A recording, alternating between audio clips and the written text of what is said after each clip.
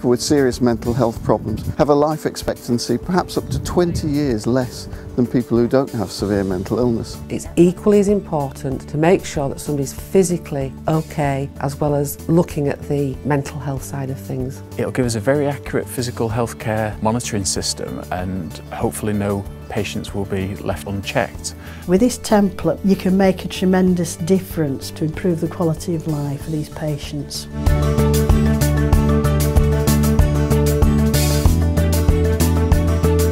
Our patients with serious mental illness are dying prematurely from cardiovascular disease, endocrine disorder and respiratory failure. The physical health tool was built to guide clinicians to conduct a health check appropriate to our patients. I've introduced it into 80 practices across Bradford and Airedale and rolled this project out in South West Yorkshire Partnership Foundation Trust. The physical health tool that's been implemented, it's designed for a one-stop place for everyone's physical health assessments. Ultimately, we're trying to reduce weight, alcohol use. With the medications that we use, people are a lot more risk of things like heart disease, diabetes, high cholesterol. The physical health template has been developed to be simple, systematic and user-friendly. The important thing was that Kate came and gave our practice nurses the education about why they were doing it, and that was crucial because all of a sudden they understood why it was so important to these people. We cannot ignore the fact that patients are dying younger, which means making sure that we rule out physical health causation as well as any risk aspects to do with their mental health. Most of these people are looked after in primary care, so the only people they see medically are us. And if we don't do this health check, it has a lot of knock-on effects. So for instance, the A&E attendances were going up, that severely mentally ill people were being admitted to hospital, the long-term conditions weren't being looked after properly.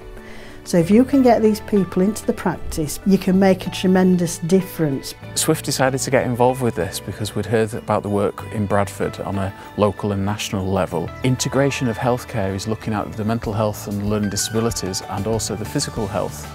And what South West Yorkshire Trust is aiming to do is integrate those two components together to cater for the whole person and not just some of the symptoms of the mental health issues.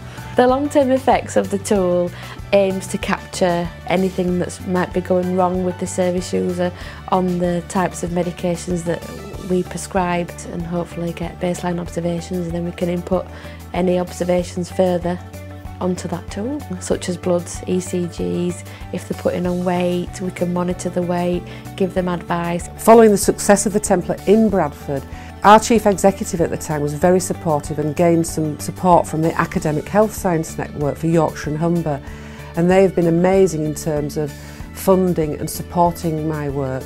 The physical health tool was something that Bradford District Care Foundation Trust approached us with, which they'd been using really successfully with local patients in their area. System 1 and EMIS, who are the main providers of software to GP practices, have made the tool available on their systems so that GP practices across the country can use it to help check on the health of their patients. Within 2 weeks of being put on the system, the template had been used more than 10,000 times across the country. So this tool devised in Bradford has been used to help improve the lives of thousands of patients across the country. Through the HSN Support, we have developed an e-learning module, which is a version of my educational session within GP surgeries, targeting practice nurses, but it's available to 1,000 people. So obviously there's only me, so it's a way of getting the message out there and the education out there across the national picture, and the practice nurses are actually quite delighted with it. The feedback that we've had from practice nurses has been that they were very happy to get some guidance around what to look for with these patients. One of the things that really impressed us about the service at Bradford was how well integrated it was into people's everyday practice, and also the way in which it integrated with primary care.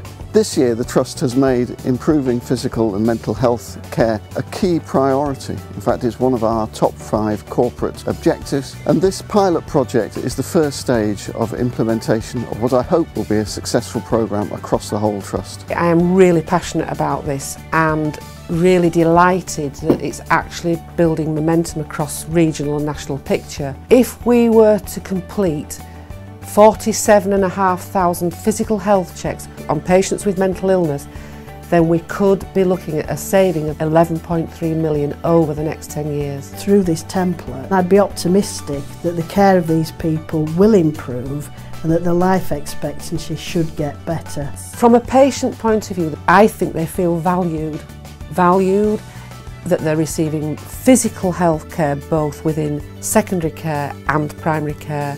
Patients will live longer. It will take a few years, but not only will they live longer, they will live a healthier and happier life.